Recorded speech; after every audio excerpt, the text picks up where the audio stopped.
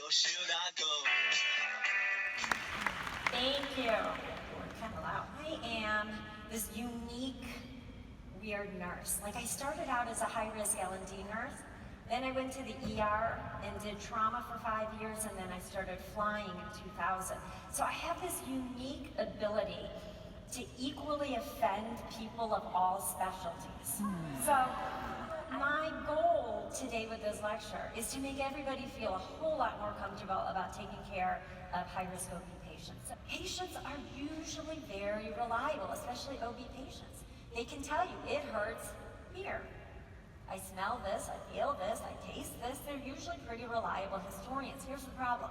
The smaller the uterus, the smaller the gestation, the less pain fibers are developed in the uterus.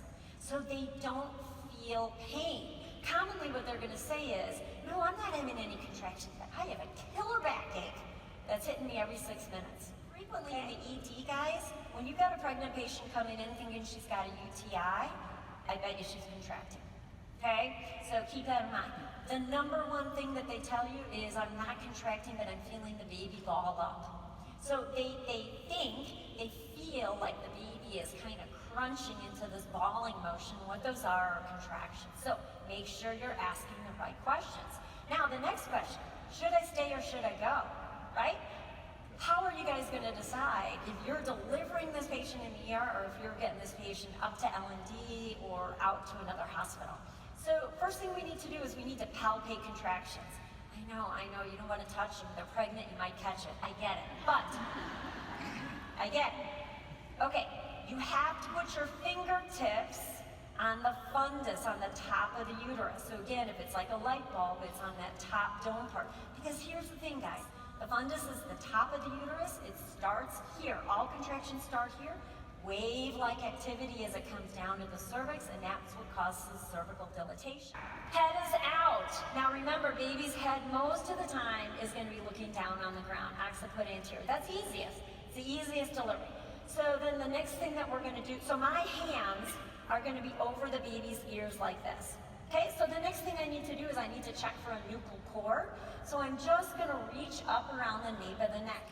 Okay, guys, about 30% of the time, the cord is wrapped around the neck. These babies do just fine. If it's loose, pull it up over the baby's head. If it's tight, just clamp it, cut, and unwrap. If you're like this baby and it's wrapped 2, 3, 4 times, it doesn't matter. Just clamp it on the same loop, cut, and then unravel. Okay, so baby's head is out. The baby's head is gonna naturally extend like this. I'm going to suction out the mouth and nose. Which one do I do first? Mouth. Okay, now baby's going to make a rotation. Good. Now, open up your fingers, put them over the shoulders. See how our hands are supporting the head and the shoulders and the neck. Okay, pull down, I'll pull up, and then out comes. Keep coming. All right, we got a baby!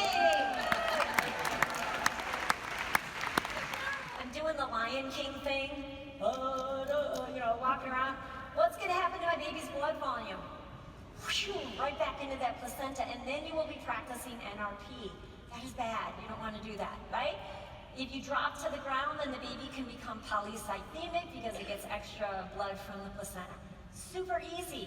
Don't worry about it. Keep the baby at the level of the perineum or on mom's tummy or chest. Okay, that kind of keeps it equal. So our neonatal concerns. Remember, these kids come out from an environment that's at least 98.6, right? So they're going to come out maybe to an environment that's 70 degrees. That's a big temperature drop. So we have to dry them off. You have to change the towel. That is the number one thing that we forget. Change that towel. You don't have another towel, then use somebody's t-shirt, but that baby needs to be dried off. If you have a baby that's really big or really little, you need to do an AccuCheck on them. Otherwise, don't worry about it. And then put the baby to breast. Even if mom's not breastfeeding, it helps with separation of the placenta and it helps to minimize her bleeding. Words to live by.